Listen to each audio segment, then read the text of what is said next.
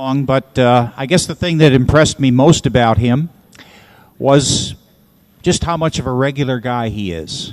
I mean, just like most of us are just regular, normal people. Ed first got involved with this UFO phenomena when he was a young man. Like many of us, he saw some stuff, and he knew we were not alone, and so he was hooked. Now, at some point, not really too long ago, Ed became aware of night vision goggles. Yeah, enhanced ability to see in the dark. And he thought about it. And as far as I know, he's the only one that really thought about trying to put this technology to work to possibly see what was in the night skies. And guys, the rest is history. Because Ed can go out almost any place on the planet, almost any night, anywhere that there are clear skies, and he can show you UFO activity. It's almost Grand Central Station up there, okay? That's how much activity and coming and going there is really up there. Guys, we're in for a treat. Please welcome Ed Grimsley.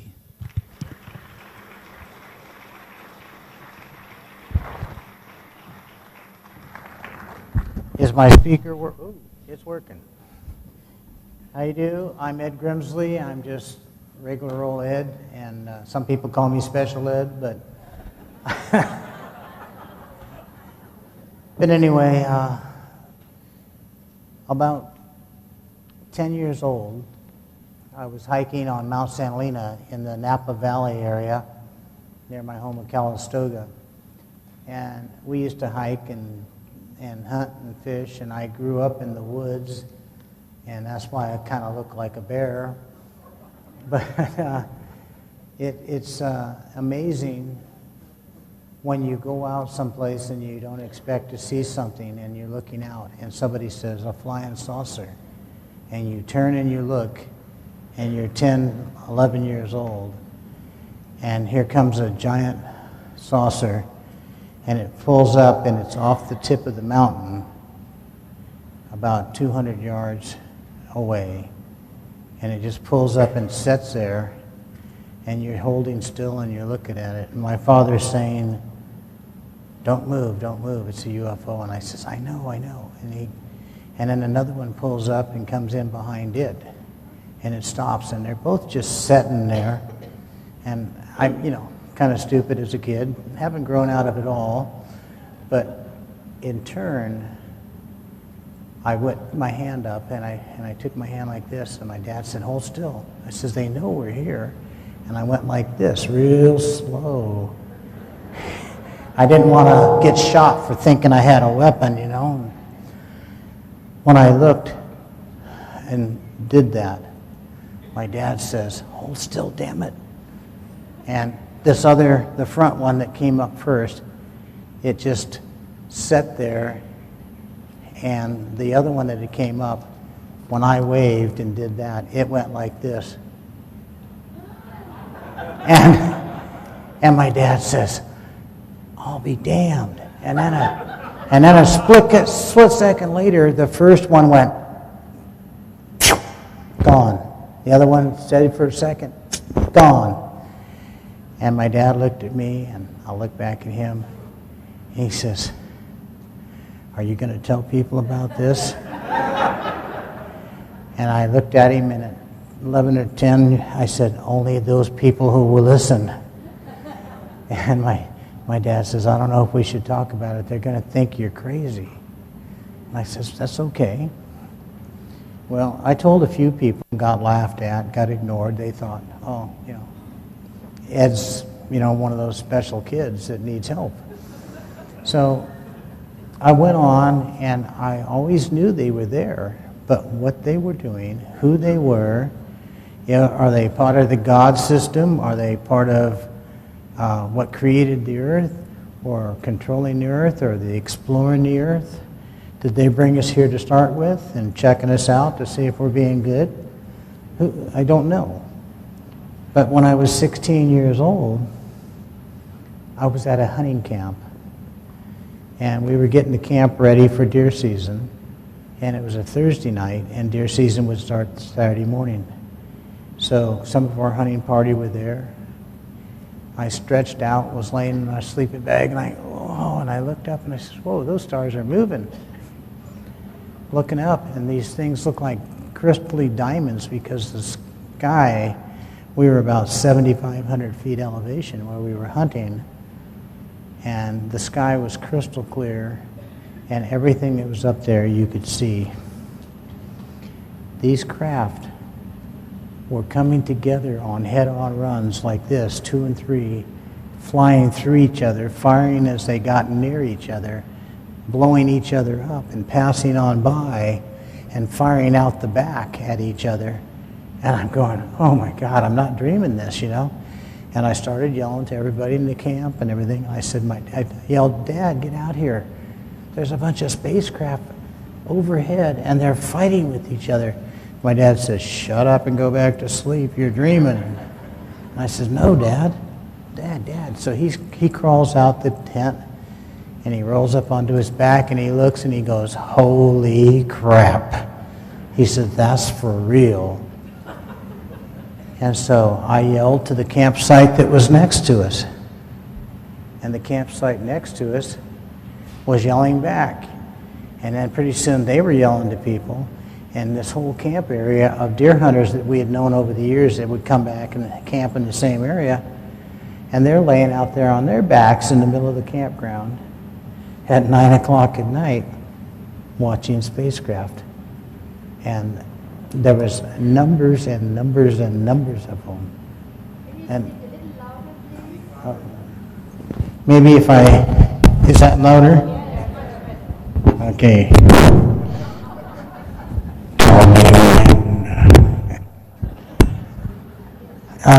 I guess I should talk more to this side.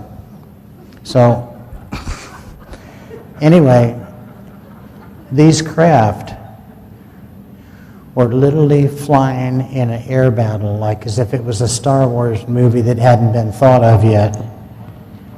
And you would see 2 or 3 coming from one direction and one with another group, and one get blown up and the other one break and try to get away. And they'd go chasing him and firing on him, and he'd be firing back. And after about an hour and a half, my dad says, well, I'm going back to bed. And I go, what? You can't go back to bed. Oh, the Armageddon battle or whatever's going on. He says, no. He says, I don't know who they are. I don't know what they're fighting about. And my .270 deer rifle won't reach them. And he says, you have to get up and go to Reno with me tomorrow to get groceries and supplies, so I'll be taking you with me. And I go, okay. So I stayed up that whole night, and I started being really intelligent, and I started counting how many I saw blow up, and boom, and they're gone.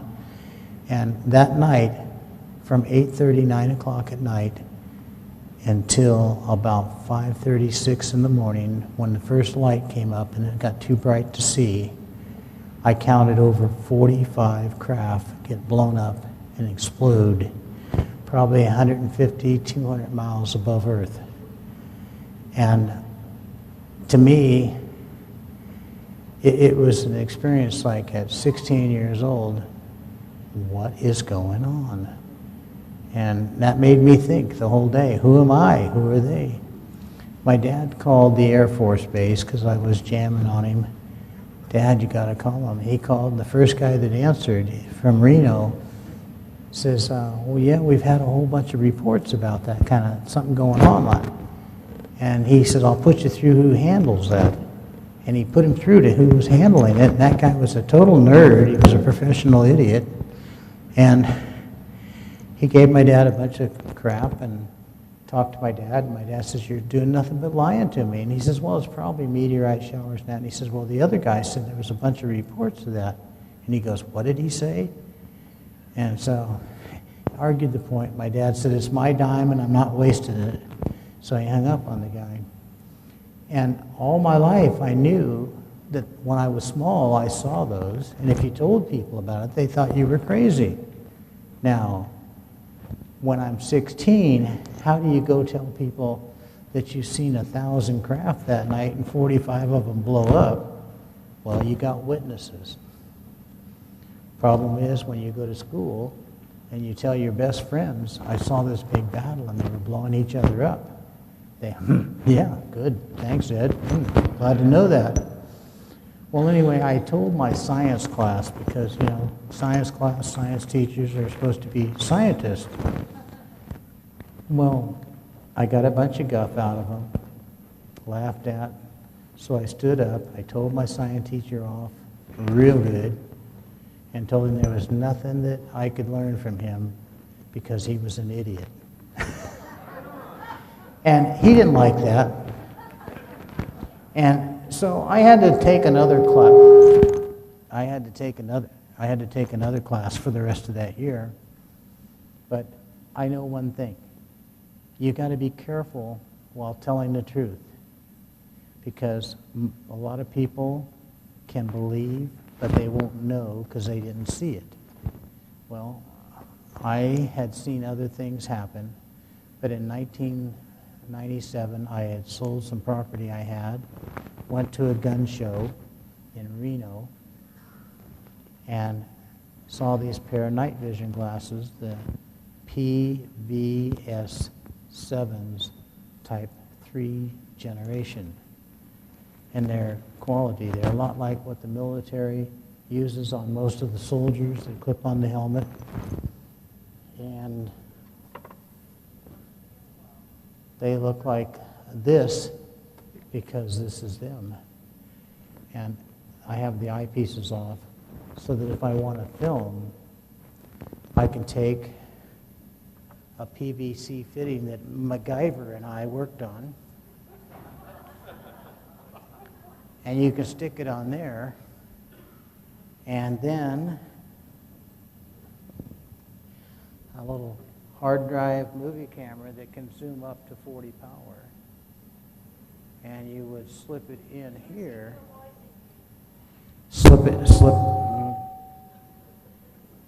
anybody out there that's deaf? You will be when it's over. Anyway, and you mount this here, put a little MacGyver duct tape on it to hold it in place, and then you can look through one side, push the button,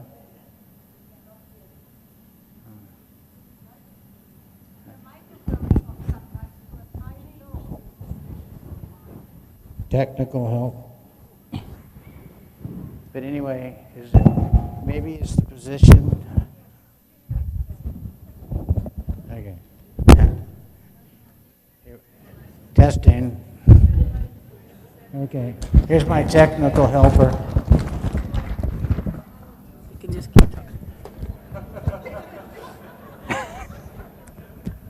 Can anybody tell I'm a character? Yes.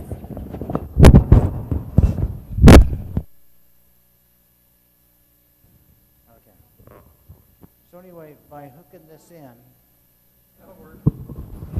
Good job. I don't care what they say about your work, you're all right.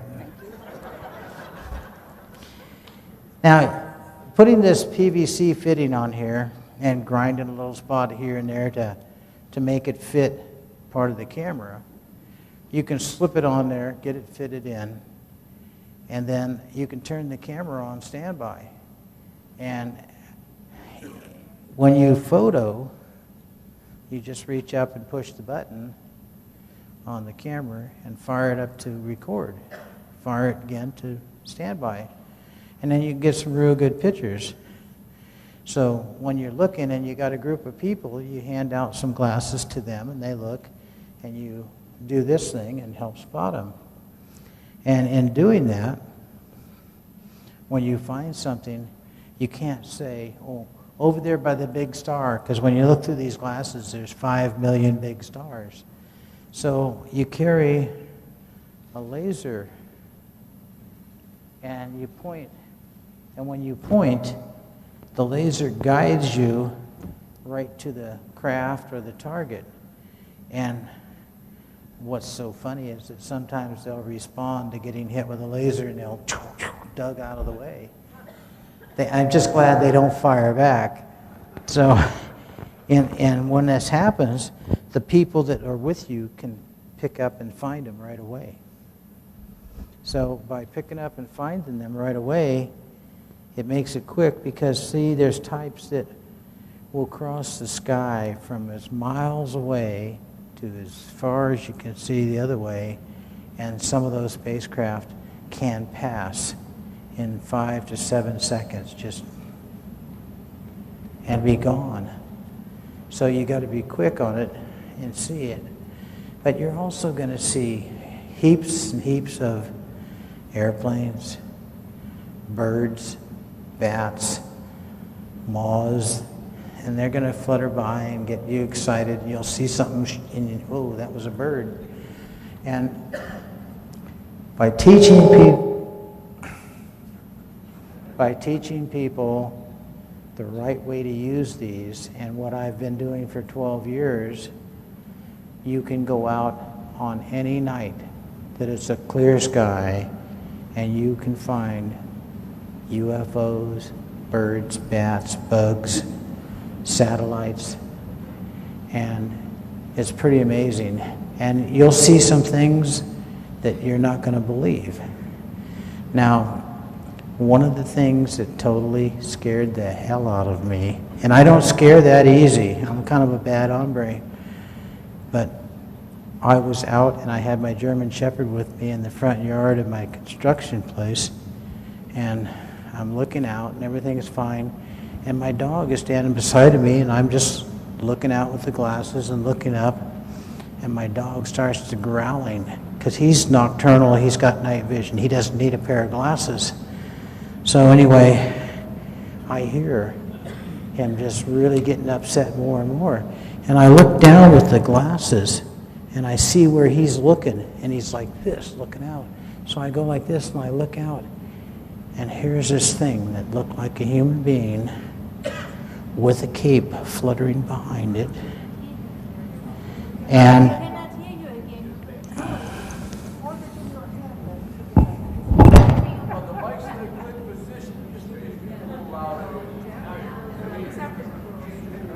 hello? Is this better? Okay. It's good to have a you know, they're going to cut your lavalier mic, and then they're going to raise the sound on your handheld mic. So use the handheld mic. am I here?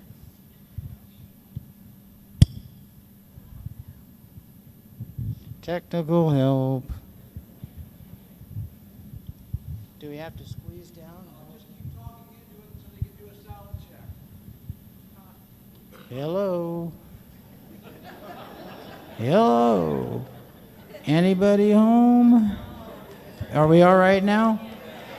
You guys might be all right, but I never will be. So now, what you've got is this thing is flying out there. It's about 300 yards away, and it's got its arms out in front of it or whatever they were, and it looks like a Superman flying, and it's got this cape dangling behind it, waving, and it's going about the speed of a bicyclist along the road, 15, 20 miles an hour. And I'm looking and I'm going, oh my God, what in the... And my dog is going... Rrr.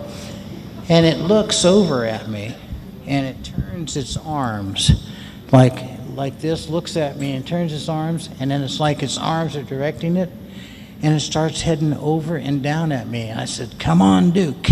And and Duke and I hit the door of my house. We slammed on the lights. We had all the doors locked. We had the 12 gauge ready to go, and a 350 Magnum, 357 Magnum, and I'm sitting there, and Duke goes by the front door, and I go, come here, come here. And he's going, rrr. And I left all the lights out, and I'm sitting there with my night vision glasses to see what's coming in the door. Well, I spent about 3 hours awake before I finally gave up and fell asleep. And it never came in, and I don't know what it was doing outside, and I don't care. And later, I talked to Tom about it, that's with the Nori show, the engineer. Right into it? Okay. So, are we okay? Okay. Maybe I could just put it in the corner of my mouth. But Tom told me, well, that sounds like Mothman. And I said to him, Tom, what is Mothman? And he explained, it's this creature that's been rumored and talked about, and it's a human-like body, has a cape, and it can fly around, and at some place there was a farmer somewhere that had one in a tree, and he shot it, and it had green blood. Am I glad I didn't have to shoot it? Could you picture up cleaning green stuff out of your front room? But anyway, that was a scary experience. I've seen flying saucers from when I first got the glasses to right now. I've seen them come by me 500-600 feet above me, and you couldn't see them with the naked eye, but you caught a glimpse of them with the glasses, and then you followed them. And I'm going to tell you, there's different shapes, different sizes, but they're totally beautiful. It's awesome. I wouldn't mind having a couple of rides in one. So there's people here in the audience. I can't see because I'm a deer in the headlights here. And if you guys could stand up that have the night vision glasses. Hold the mic closer. You have to hold that mic right straight, not to the side. No. Right there. Right there. I wish they had told me this earlier. Okay, over here, announce yourself real loud because your mic is broke. Guys, you're here. My name's Steve Morrison from Maryland. Came out to join Ed with his night searches. Was inspired by his talks on the radio. So far, I've seen some things, and I hope I'm out here to see much more. And they'll be part of the people helping you on Night Watch, Sky Watch. When we come out, you'll be meeting them. And this fellow right here is a dentist. His name is Gary, and he can introduce himself. Now, Gary, yell really loud, Gary. My name is Gary Fredrickson. I visited Ed. I saw a tree do this. Obviously not satellite, so I got it there. So I'm here to help out. Yeah. So you see, Gary and them are just a couple of people that prove to you that I'm only half crazy. Okay. Now, Gary and I and about 5 people that were at the Skywatch had a really interesting and great experience.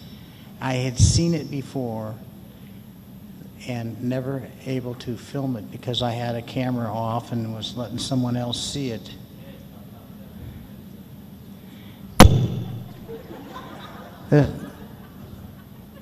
You know, I got about that much space. Yeah. So anyway, in turn, Gary was sitting on a chair looking through my goggles. He says, Ed, you might want to film this.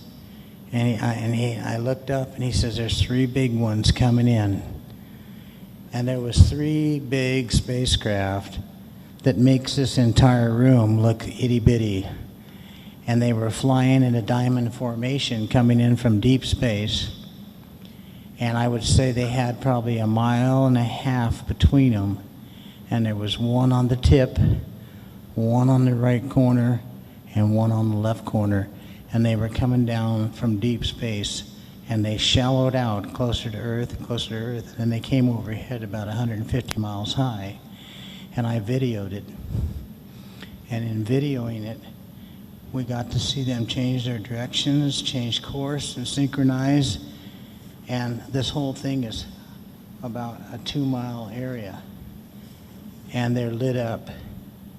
And they're shining in the sunlight. And in turn, they drop down and out over the ocean beyond Bodega Bay in California. It drops in out of the sunlight and drops down and descends into the darkness, and I can still see part of them, but I can't see all the way to the ocean because there's a couple little mountains in between. But their path, their pattern, and everything, away they go, and they're dropping down, descending in the ocean. So I'm pretty happy about that shot because I've seen them go into the ocean before. I've seen them come out of the ocean, but it's never when I have this hooked up. It's like, then they won't give me their schedule. So now I'm buying more pairs, making adjustments to have this done and hook up and keep a pair ready to go. I've got some pretty good footage that will amaze you. One of the other good stories is we were back at Albuquerque, New Mexico last year to the Tesla Energy Convention. And there's people here, I think Steve that is here, and a number of people were there. And we had like 30 people standing out around the pool of the resort that we were staying at.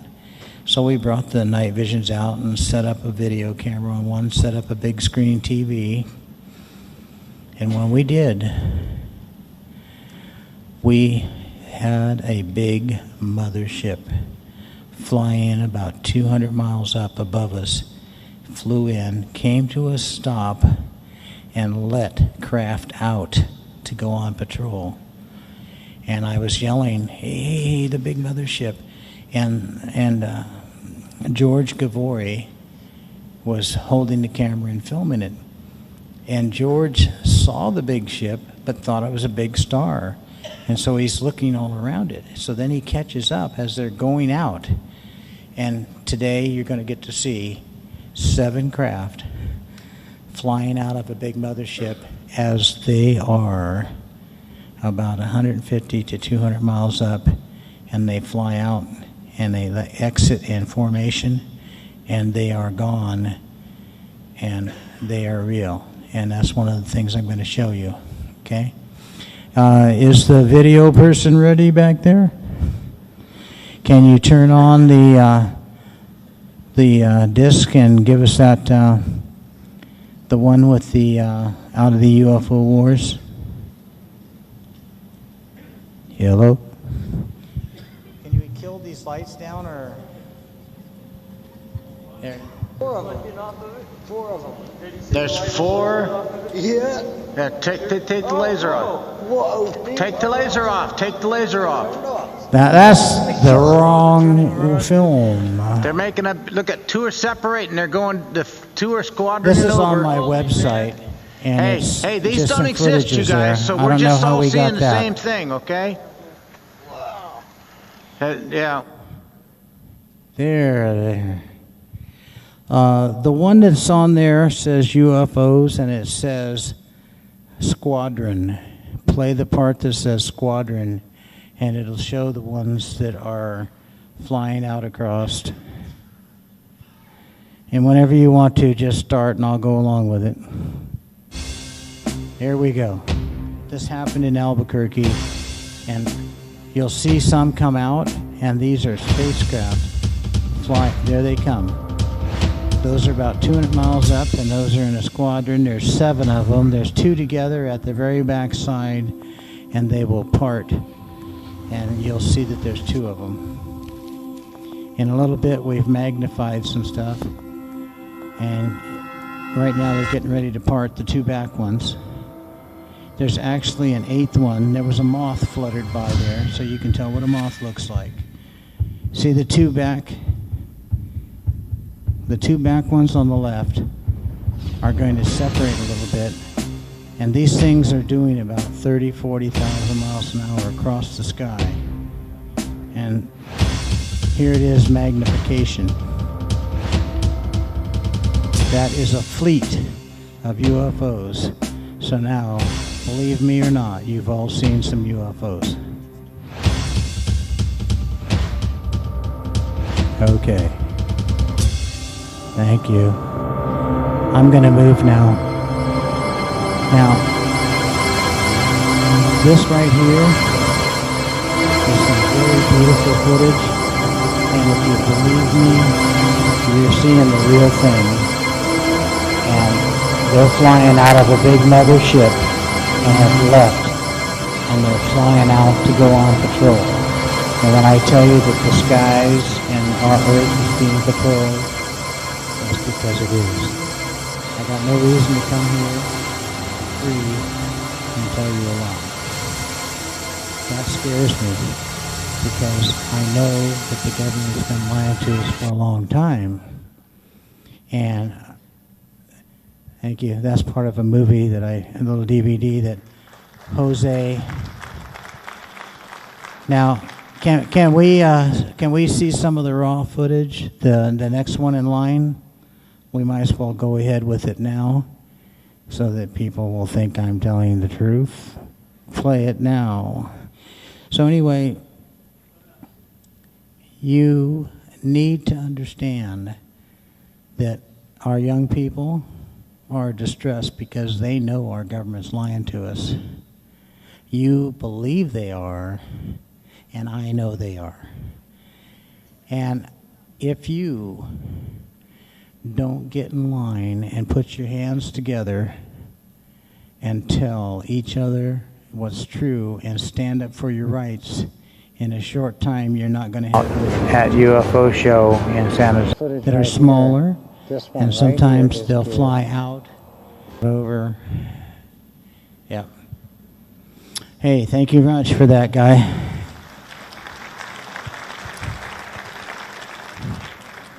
You know, you guys would be amazed if you looked backstage and all the equipment and the computer goodies and the leverages and everything back there. I don't know how they got anything done. It's too confusing back there. But now, in a couple minutes, I'm going to invite you to see and meet Jose Escamilla. And he and I got together, Roger Lear, Dr. Roger Lear put us together, and we're having a good time working on some of our footages and our film. And it's an awesome thing. But reason why we have a lot of problems with society right now and not being told the truth and being lied to by NASA, I know so much more than I could sit here and tell you. I have people that are retired and heads of NASA that come to me and secretly talk to me and let me know what's going on. And I can't tell you their names, and they don't want to lose their retirement. I have a general that was in the military. And on this thing, there's a lady that is Earth Defense League, and her husband, Mark, was a pilot flying back engineered spacecraft and then tried to quit. That's like trying to tell the mafia you don't want to play anymore.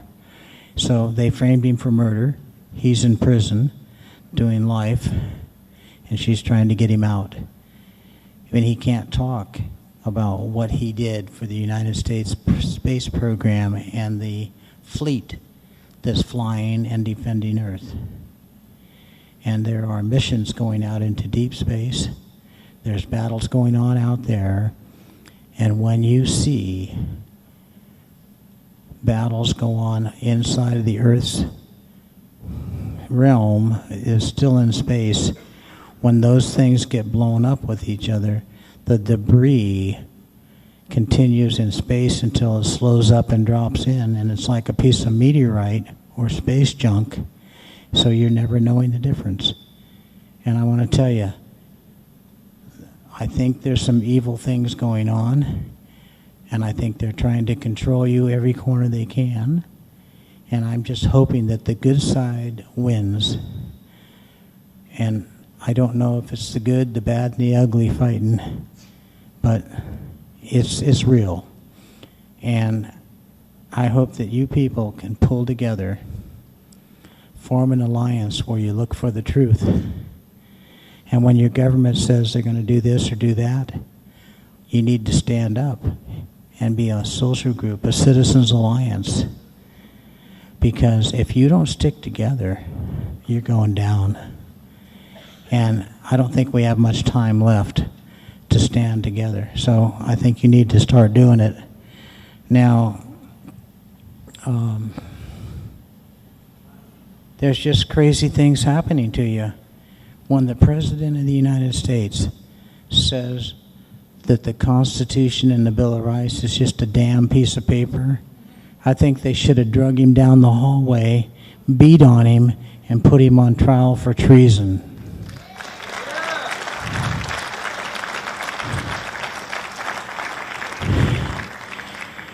And, you know, I used to be really tough, and now I'm just really old, but I'm still tough at being old. And I personally would like to get George Bush in an ultimate fight ring and kick the crap out of him, because what he's done to our country and our world is totally wrong, and we, the people, did not stop him soon enough, and now we're paying for it. And rather he is a Nazi, a New World Order, or just a total retard, idiot, he's still what he is. And you know whose fault it is that he got a second term? Or the computer that jammed the election. Could you ask Jose to come out? I'd like to introduce him.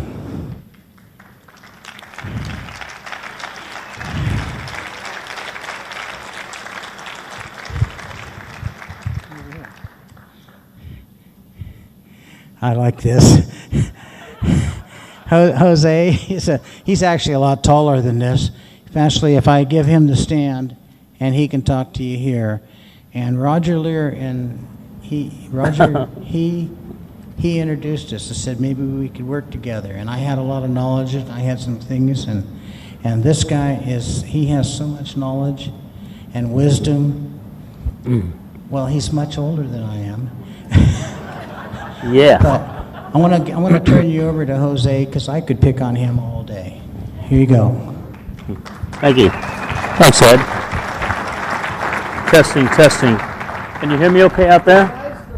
Did I do okay? You did very good. All right, we're kind of running out of time, but what I wanted to do is Ed came on board. Roger introduced us. I'll never forgive Roger for introducing us. All puns intended. No. Ed stepped up to the plate when I needed funding for my film, and he was one of the first guys that came on and said, you know what, I think the Moon Rising film is valid. It's a valid project, and I'd like to get involved. So he became one of my executive producers on it. I want to applaud him, you know. It's hard to get people involved when you're a filmmaker, especially if no one believes in the phenomenon that you're presenting. So, you know, I give him props. And plus, you know, he has some very interesting phenomenon going on up in space. And anyone that's seen his UFO Wars DVD or has gone skywatching with him will verify. I mean, George Noory did not even think it was real until he saw him with his own eyes. Some major celebrities that he's shown UFOs to, and you know, he's done the gamut. So I really applaud him for that. But the reason I'm here is I want to give you guys a sneak preview of the first opening minutes of my film, Moon Rising, which will be finally released in mid-March. I had the opportunity of presenting it, world premiere of it, at the Emmys Theater in Hollywood, California, which was really great. A lot of people showed up, got a lot of support from it, and we're going to make the film available mid-March, and it deals with everything you've ever wanted to know about NASA. I decided to put a film together that doesn't cover the same stuff everybody else is doing. That's one thing about the moon. You got tons of documentaries out there. So I had to bring something that was totally different, that had not been touched on, and we found out some things that in that film is just going to make a big impression on a lot of people. I started colorizing the moon, airbrushing it, because I wanted to make a poster for my movie. And this explained in the sequence here. But as it turned out, I started seeing anomalies just popping out at you because, you know, in black and white, we've been told all these years, 40 years plus, that the moon is nothing but a gray, desolate piece of rock, which it is not. And I recently discovered, about 2 months ago, the same thing that John Lear has been telling people since 2006, that there are full-color photographs of the moon. How many people have known this? few people, you know, in the know. And what I've done is I immediately, as soon as I found this website, I downloaded over 3,000 photos. And I'm talking high resolution, big photos. Towards the end of this sequence, you're going to see some full color, natural color of the moon. And I'm planning to do a large screen format film. I'm calling it the Planet Moon. You can go to theplanetmoon.com. You'll see what's there. But this is going to be a full color presentation of the moon for the first time in the history of us. That NASA has not, you know, they didn't bother to tell us that there's full color photographs. They just said, well, this is what it is. It's black and white. All right, so I'm going to go ahead and let them start the tape and enjoy. This is part of Moon Rising. Thanks. Thank you. On January 25th, 1994, the Deep Space Program science experiment known as Clementine was launched from Vandenberg Air Force Base.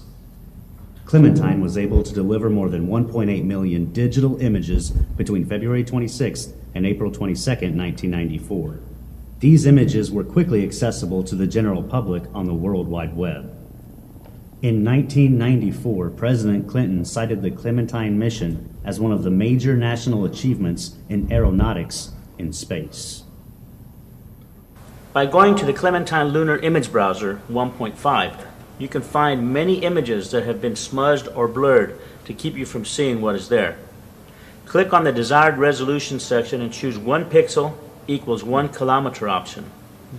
Then by going to the image size in pixels option, choose 768 by 768. You are now ready to see for yourself a huge object on the surface of the moon. On the moon map, you will easily see a dot on the top of this crater and on the lower left. Click on the black dot on top of the crater and a close-up image of this section appears in the browser. What you see is a huge object resting at the top of this crater. It appears to be a large machine or perhaps a large spaceship or a motor of some kind. You can clearly see this photograph has been smudged over and blurred so we cannot see the details. This little gem was discovered and brought to the attention of moon researchers all over the world by Joseph P. Skipper on May 28, 2004. I decided to hire an imaging forensics expert to take this photo and to try and remove the blurring to reveal what is underneath. Jim Horrocks, an imaging forensics expert who has worked with the Los Angeles Police Department, was sent this photo, and his findings were written in a report he submitted to the production. First of all, the astounding measurements he made reveal an object that is 10 times the size of Los Angeles. 10 times the size. This in itself is an incredible detail about the size of this object. By using Adobe Photoshop and some of the filters available within the program, we were able to see more of the details that were lost due to the blurring applied by whoever did this for NASA and the Clementine mission archives. This enormous object seems to be some form of a machine or possibly a spacecraft. In all the enhancements made independently, it appears there may have been what appears to be a giant humanoid wearing a jumpsuit and possibly working on the front portion of this contraption. This may or may not be a giant humanoid. Perhaps the shadows seem to reflect something of a human form. We will never know until NASA releases this photograph unblurred and with the clarity available for us to see. By clicking on the new lunar map now available, you will now see that the same crater is available for viewing in all its clarity. There is no object there anymore, and there is no smudging of anything near or within the crater. We have to ask ourselves, if there is nothing on the moon that suggests alien moon bases, strange structures, machines, and possible civilizations thriving there, then why has there been a deliberate tampering of these and thousands of images we will present here in this film? One of the many challenges I had to deal with in making this film was how the structures on the moon were to be presented. Unfortunately, most of all the Apollo and orbiter photos are black and white. Many photos are in low resolution, so zooming into them for a closer look causes the photos to blur and become pixelated, making it impossible to see details of what's on the surface. While I was designing a poster for the film in Photoshop, I decided that I did not want a black and white photo in the background of the poster. So I decided to color the background image I was using so I would have a full color poster for the film. I took some full color aerial photos of landscapes that closely resemble the distances of the moon's surface, turned them into black and white photos, and compared them to the moon photo I was about to airbrush. Noticing the different shades of the aerials from Earth and the colors represented, I then started making a color palette in Photoshop. All I did was airbrush the colors onto the moon photo as they appeared on Earth. But the structures and other objects on the moon revealed themselves. I was so overwhelmed at the results, I have now colorized over 247 photos. Now that I had come up with a format and a routine for colorizing the moon, I decided to gather the most famous Apollo moon anomaly photos that researchers from all over the world had been presenting for years and decided to colorize them. This is one of the many original NASA photos that has some very unique anomalies, especially here in this area. This is what it looks like after we bring up the contrast to eliminate the brightness applied to distort the image. And this is what it looks like after applying my colorizing process to it. So remember, these are colors and tones I used from Earth photography applied to the moon's surface. With Earth colors applied, you can see all the details with depth perception as never before. By painting the moon with Earth colors and tones, we can now see what has been there all along for us to view.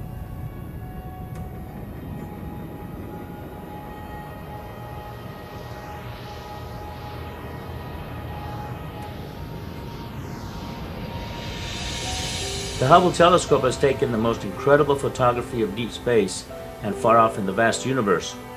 When you see these spectacular scenes, you can't help but wonder how many others live out there. So when NASA was asked by scientists and astronomers when the Hubble telescope would be used in photographing the moon, NASA's reply was that because the moon was too bright, it would be impossible to get accurate photography of the moon. The first photo was released from the Hubble Space Telescope in 1999. Needless to say, the scientists and astronomers were not too pleased at how NASA had deliberately lied to them. When I heard about this photograph, I thought for sure we would see the moon in full color. But of all the photos taken by the Hubble telescope of the moon, they are in black and white. After colorizing all these photos, you can't help but learn the moon's layout. After all, it is a small planet compared to Earth. Prepare yourself for an incredible expedition as we now take you back to the moon on a voyage filled with mystery and secrecy.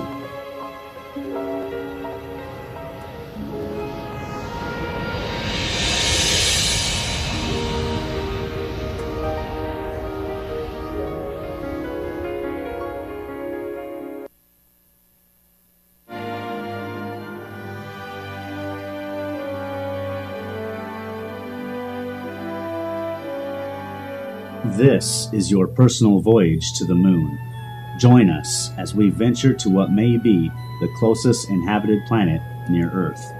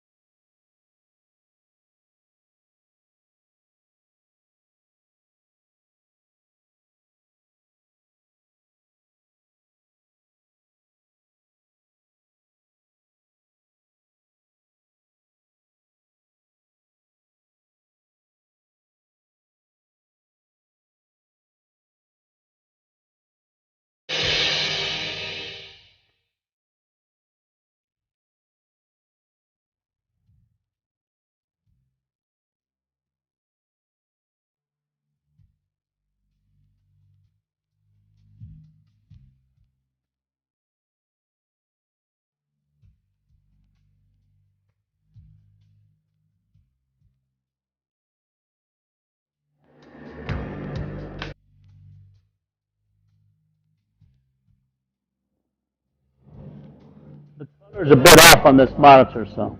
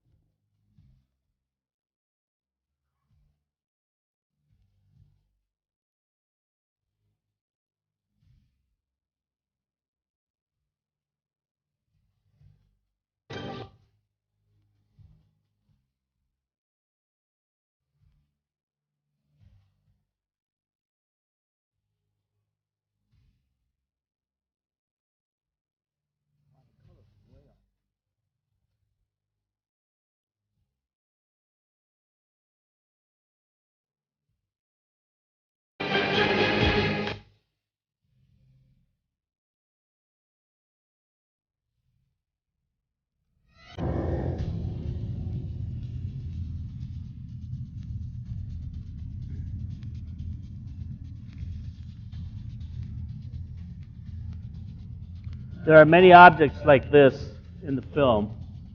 David Farida brought them to the surface. He calls them dropas. It turns out there's hundreds of them in these photos in full color. And they're beautiful turquoise, a real deep blue, but they are not on the surface of the moon. They're actually hovering. There's photographs that show the shadow being cast by these things. And this is one of the most spectacular ones right there. This one right here is real deep turquoise. This is the crater Astracharis. I can't pronounce it. Astracharis. Speaking the English.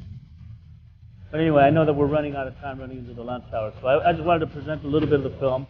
It'll be available online mid-March, around the 15th and 20th, around there, and in full color. But thank you for giving me a little time here. Thank you. Thank you, Bob. See you. Thanks. Well, are we there? No. Okay, I'd like to thank you and Bob Brown for the opportunity to be here and tell you the way it is. And if you don't believe me, so what?